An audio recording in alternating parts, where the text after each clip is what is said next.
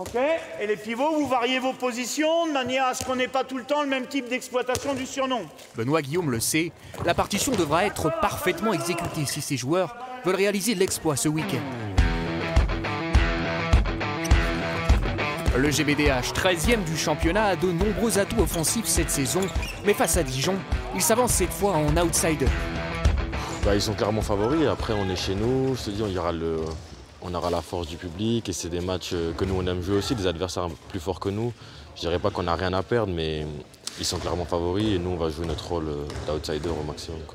Favoris, oui, car après 9 journées, les Bisontins sont en manque de confiance. Au moment bon il arrive, le but du jeu c'est de venir en 3-3 ici. Ils n'ont accroché que 2 petites victoires cette saison et pire, avec 302 buts encaissés, leur défense est de loin la moins hermétique du championnat.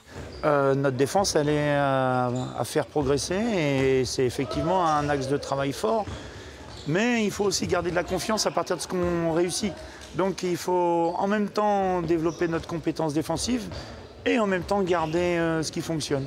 Ce qui fonctionne, c'est surtout la bonne entente des recrues arrivées cet été. Le vieux briscard Mirko Popovic, 38 ans, le jeune ailier Gauthier Morvan, le grand pivot italien Raoul Bargelli et le fer de lance de l'équipe Lucas Hubert, 53 buts cette saison.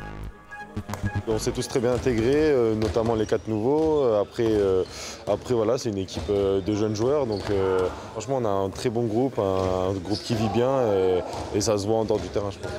En cas de victoire, Besançon s'offrirait un précieux bol d'air sur la zone de relégation. Le Palais des Sports devrait en plus afficher complet pour ce derby où il ne faudra surtout pas se manquer.